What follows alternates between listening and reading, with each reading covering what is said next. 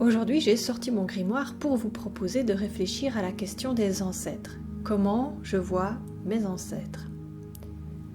Pour préparer cette vidéo, j'ai déjà fait une sélection d'images en rapport avec le point de vue que j'aimerais aborder ici. J'ai repris aussi une citation. En fait, c'est plutôt une idée générale du Moyen-Âge qui nous dit que nous sommes comme des nains sur des épaules de géants. J'ai aussi journalé les idées générales. C'est ce que vous voyez sur la grande feuille jaune là.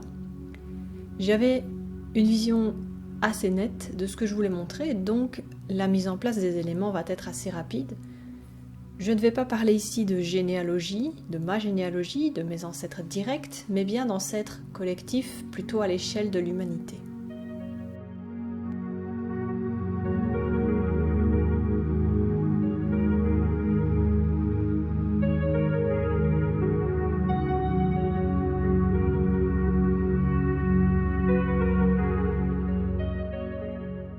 Avant de commencer à blablater, sachez que cette vidéo est la première d'une mini-série que je vais réaliser en collaboration avec Lucie de la chaîne Les Patouilles de Lucie. L'idée, c'est de tout simplement se fixer une entrée, une réflexion, un thème à journaler dans son grimoire. Je trouve qu'on a des approches assez différentes de ce que peut être un grimoire et je trouvais ça super intéressant de voir dans quelle direction on peut aller en partant du même point de départ. Elle va publier donc ses vidéos le dimanche soir et je vous avoue que donc je suis assez curieuse de voir ce qu'elle va faire cette fois-ci. Si la thématique du jour vous parle, n'hésitez pas à l'exploiter de votre côté et à nous taguer par exemple sur Instagram pour qu'on voit un petit peu comment vous abordez la question. Je vais mettre tous les liens évidemment en barre d'informations, la chaîne, les Instagram, etc. Et si vous avez des idées de thèmes à exploiter, eh bien notez-les en commentaire, c'est toujours sympa aussi de découvrir un petit peu vos préoccupations.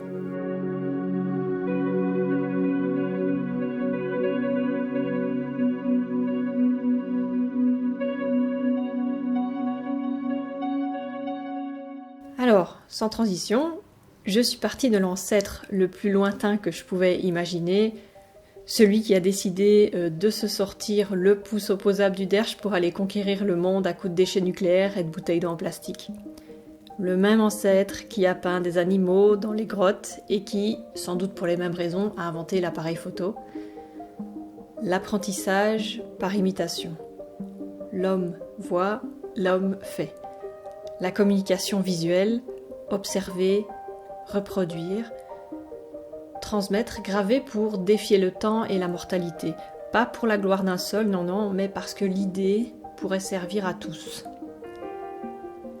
Les idées des uns, reprises, non pas par les fils, mais par les petits-fils, sautant comme ça une génération qui est dans l'opposition.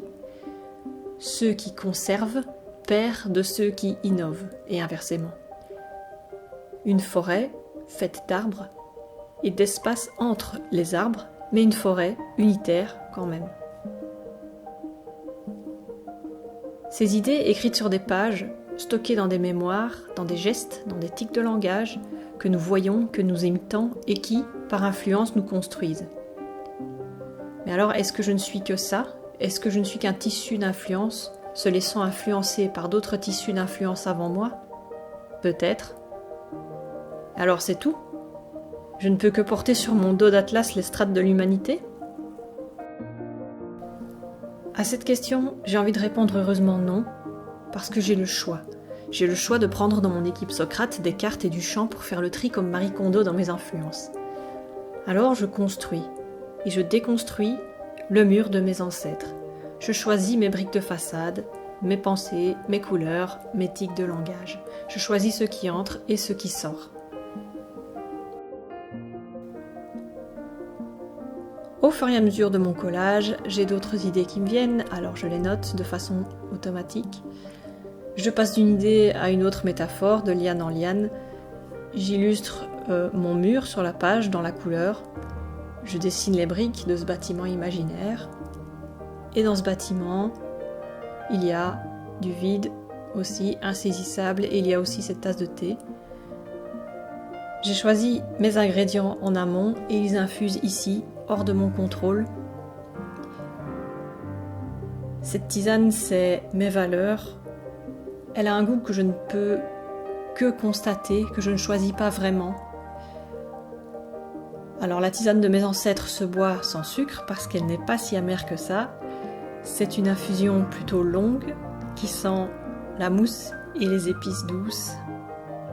C'est celle que j'aime bien vous servir sur ma chaîne.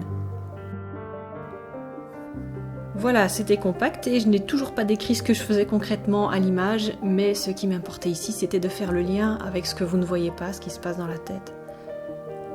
Je vous laisse avec le résultat final. N'hésitez pas à vous abonner, à liker et à suivre les liens en information. Je vous fixe rendez-vous vendredi prochain pour la suite des événements.